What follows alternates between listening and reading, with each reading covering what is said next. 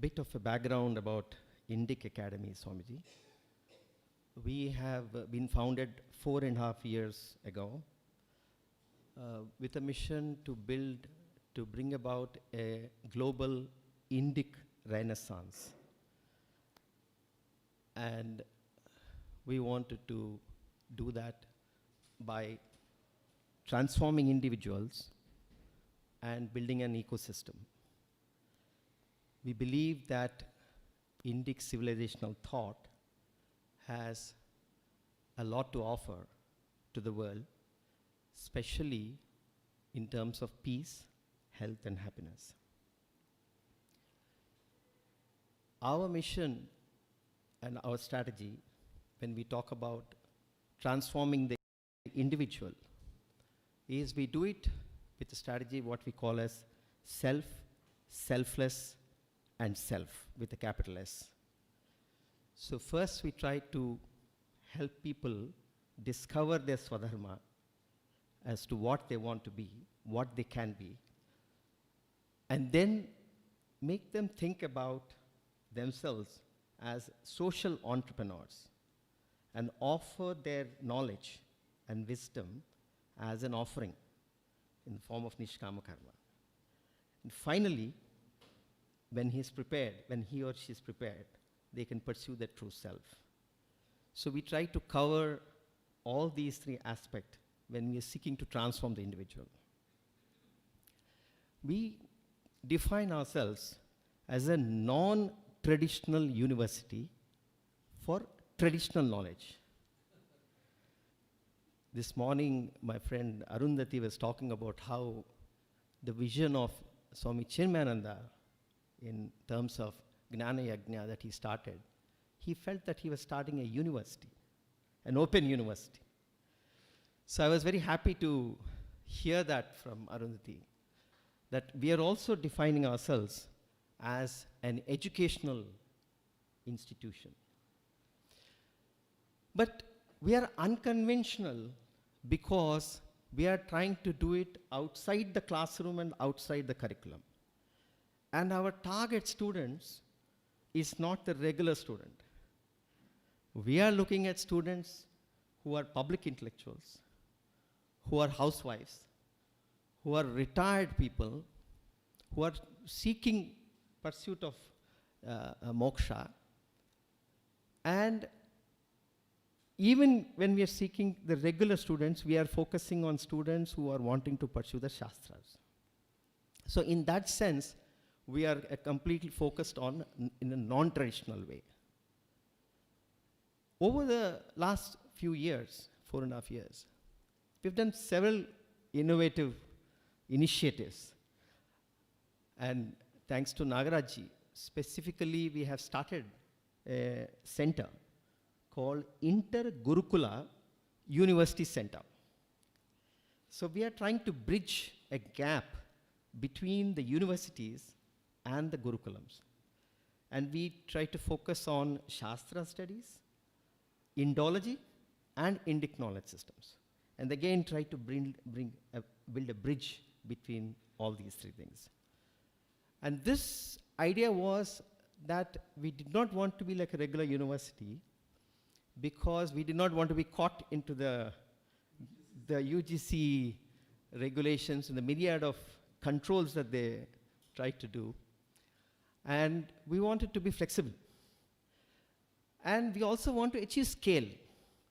So this concept of inter-university center is to become a hub for research, designing courses, and delivering teacher training programs to universities that want to offer Indic knowledge systems or Shastra studies in their respective universities, anywhere in the world. So we will have ready-made modules prepared for all aspects of our traditional wisdom so that we can become a teacher training hub. And that's how we can achieve scale. Insofar as actual events are concerned, we have recently done an international Vakyartha Sada in Varanasi, which I believe it was held after 70 years, where people from Bhutan, Nepal, and all over India participated. It was a very big event. So we are trying to promote the study of Shastras and through scholarships and through Bhakyasadas. We also want to become an open university so that people can study with the gurus under the Gruha Gurukula system, but they come to us for the semester exams, and the end of the period, they get a certificate. It's again, an open university for Shastra system. We have right now funding a model like that, which is a very successful model, called the Tenali exam, which is being run for the 40 years by Anjaneya Sharma Garu. So we want to duplicate that. We are already supporting 39 students. One of the students recently got an award, and he was recognized by the Prime Minister on Twitter. So that was very heartwarming that one of our students whom we supported was recognized by the Prime Minister. So in terms of events that we are trying to do, we did a conference on Vedic mindfulness, conference on oneness. We are planning a conference on yoga, a conference on Indic gender variance, conference on indigenous feminism, conference on Indic environmentalism. So we are searching for areas that have not been dealt with before so that we can cover that. And this initiative, I tried to search to find out if there was any conference of Advaita Vedanta in the last 70 years. I couldn't find it. Nagarajji was saying that there was one conference in Telugu on Telugu literature and Advaita. But this kind of a comprehensive with various themes, which Nagarajji will deal about, I believe has not been done, but we need somebody to certify that. So our goal is this kind of a transformation and bringing about authenticity in our traditional teaching. And that's what we are trying to do. I have my colleague here, Vinay Chandra. He's heading this initiative called Indic Yoga. We all know that yoga is very popular, and yoga has got so much of dilution that has happened. So our attempt through Indic Yoga is to bring back authenticity, immersiveness, and transformativeness. So we'll be shortly announcing a conference also to that extent.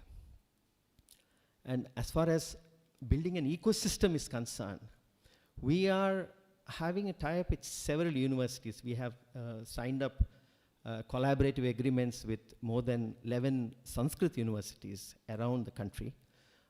So we have a collaboration wherein we are looking at how to engage with them. We have collaboration, our first collaboration started with Chinmaya Vishwavidyapeeth. Thanks to Girvani Amma and Sundar, Swami Advayananda ji, all of them who have been very, and we have done several events with Chinmaya University itself. And hopefully I've invited them to come to Hyderabad and set up a campus, looking forward to that, subject to their UGC guidelines, which seem to be limiting setting up a campus outside of this region. So hopefully that will happen sometime soon, and when we have Chinmaya in Hyderabad in our own state. So collaborations and building a network of engagements is one aspect that we are doing. We are also starting vertical networks. So we have specialized networks. We have an economic network. We have a scholar network. We have several networks. And one thing I want to announce, and very, very happy to announce, some of you might have received the emails, or you will be receiving the emails tonight, is that we are launching Indic Mentor Network. The idea, and this is powered by a platform called mentorcloud.com. It's a Silicon Valley-based company, and that is a platform wherein if you can just sign up if you want to be a mentor or a mentee, tell what subjects you have, give your calendar there, and somebody can search, and if they find you, they might reach out to you, and then you can mentor. So the actual transaction of dealing with one another is between you both, and this is just a platform. So this way, we want to sign up scholars from our Indic wisdom, from our Shastras, from all universities. And we want to compensate them on behalf of the mentees, so that the Shastras also get the compensation. So we are just launching this under the blessings of Shankar Bhagavan. And then we have a grant scheme. So we have emerged in the last few years as a significant grant giving organization. So anybody who wants to do a project or scholarships or events, or anybody wants to attend the events, all kinds of grants, and you can check our grants page on our website. So we are becoming a hub for grants. So now even endowments are reaching out to us and saying that we want to donate in these kind of causes, so would you be able to do it? So we have such kind of an engagements.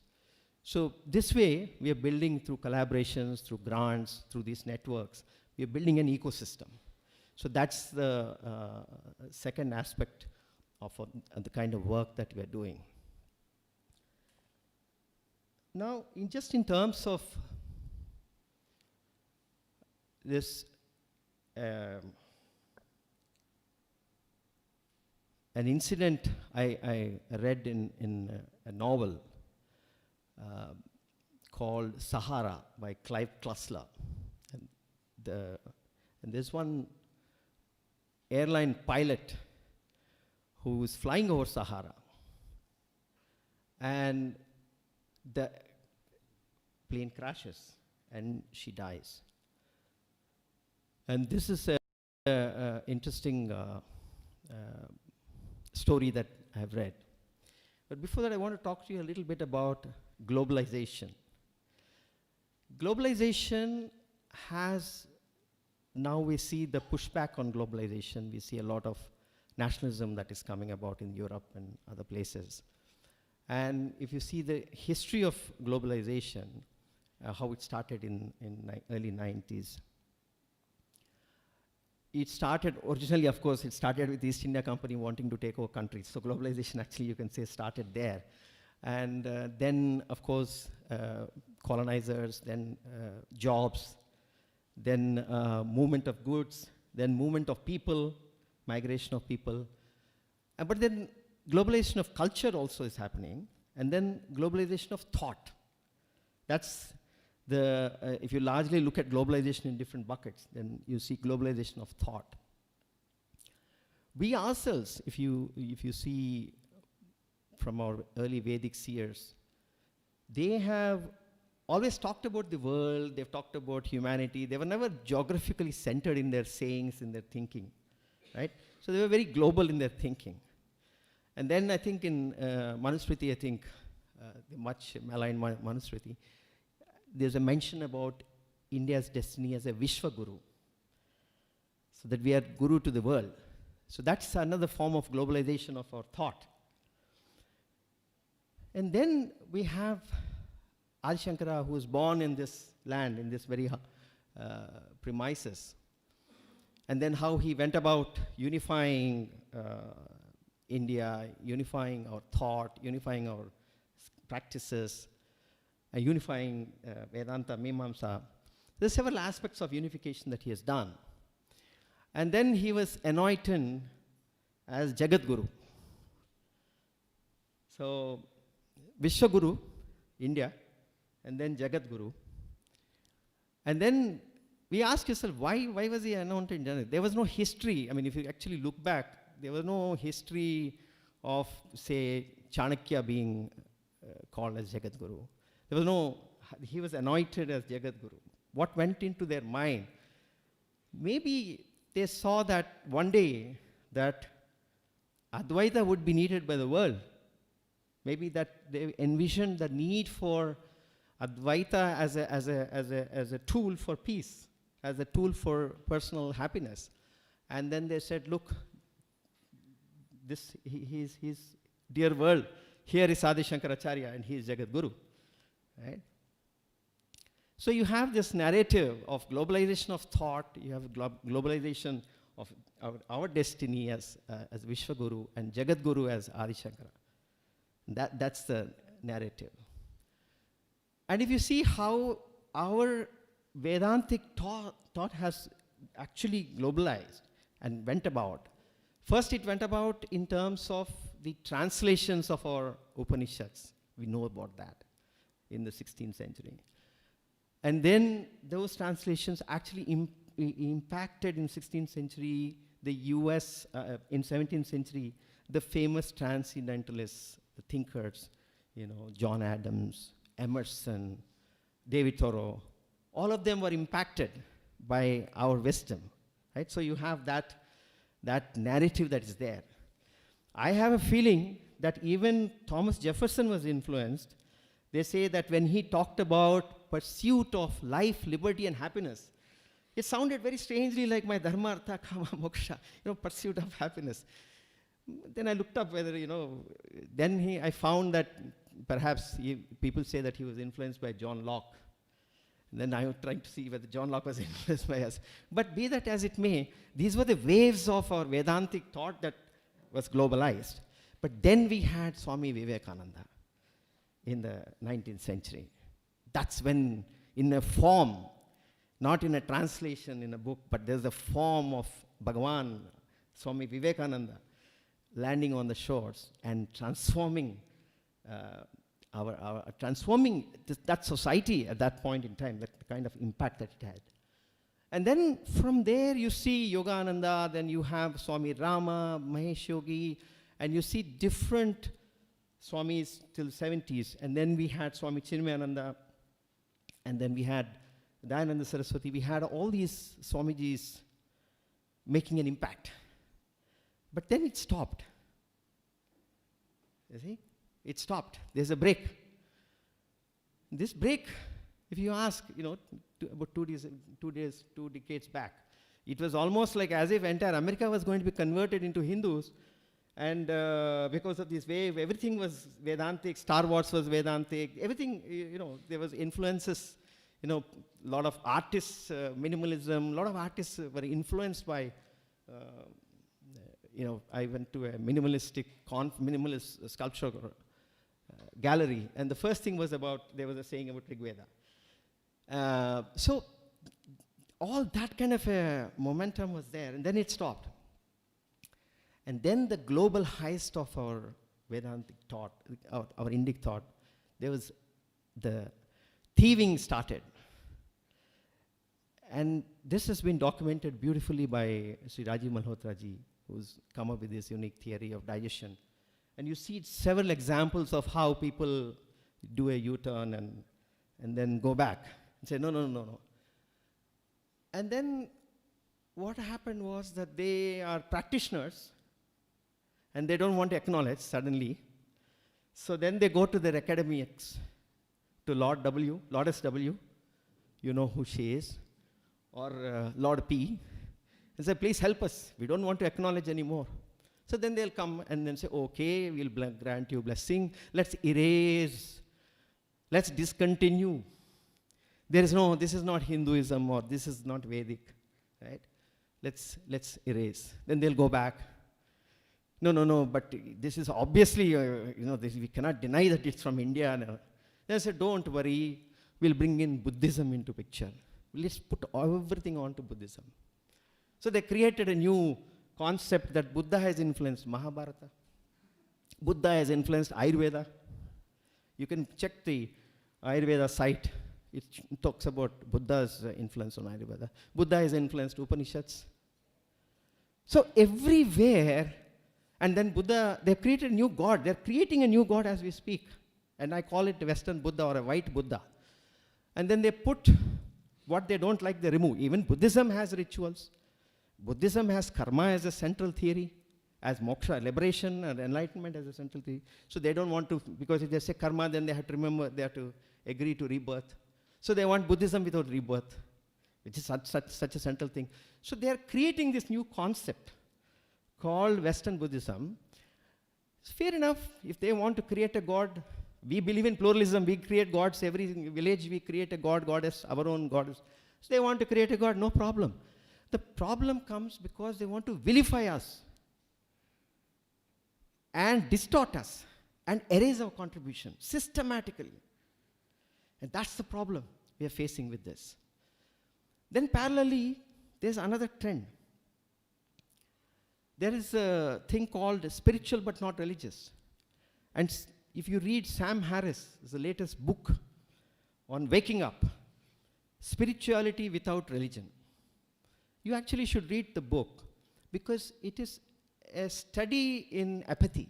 It's a study in, he says, oh, Eastern, oh, those old people have, ignorant people have chosen it, right? But we want to do it like this. So there is a condescending attitude, and he wants to follow, he'll simply say, oh, this, Advaita and Buddhism, right?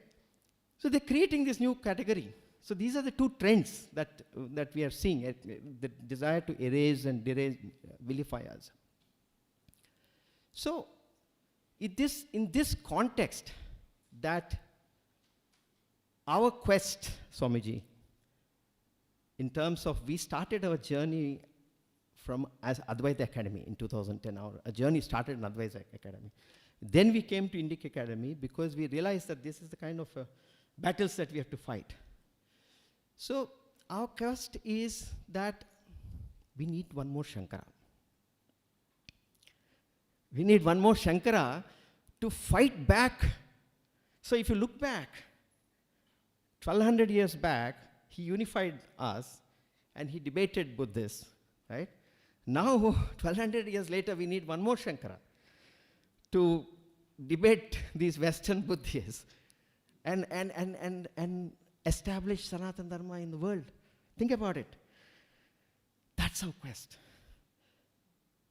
And this conference, so what are we doing for that? So we started with Advaita Academy. Now we want to establish 4 Gurukulams all over the world to teach, like what Ramakrishna Mission has done, what Sandeepani has done, what Puja Swami Dayananda Saraswati has done, to produce teachers who are grounded in traditional Advaitic teaching, Vedantic teaching. I was asking Sundar, how many have you produced? He said about 1,000. Swamiji has, Puja Swami Dayananda Saraswati, probably about 300. And Ramakrishna Mission, I don't know. So even if you see, the per capita number of traditionally trained Advaita Vedantic teachers is very low, is 2,000 probably. And the world needs more than 200,000 it needs. And the kind of trends that are happening in terms of loss of jobs, in terms of, all that is happening, people have more time, they will do pursuit of karma, and then, your moksha is hastened up. So there is a need for a large number of teachers. So that's our quest, to get into people, into thinking about these kind of concepts. And we have initiated a strategy, we initiated 108 Adi Shankara Murthis we are wanting to establish around the world. So we have done about 3 so far. So people do 108 height, so we're doing 108 3 feet, but all over the world. So there's an impact. But we do believe that our thinking and our Vedantic thinking, our Advaitic thinking is needed for global peace. So he was talking about, I'm a Bhakt of Shankara Bhagavan. Yeah, and I do admit that. And I called him one day and said, look, why is he being ignored? And, this is so obvious. For me, he's the greatest philosopher to ever walk on this planet. That's what I consider. Okay, we can have a debate on it. But he's not even acknowledged anywhere. And this pains me. So I was just thinking, he's self-realized, so karma is not there. And then, has he done anything in his walk somewhere? He accidentally, killed somebody, some animal or something. What is it? Why is he being ignored by the world? And so I called him and he said, don't worry, he's Bhagavan. You don't have to worry about doing prayashchit for him. So it's just a joke between us. But I strongly believe that there is a need for Shankara, and that's the quest.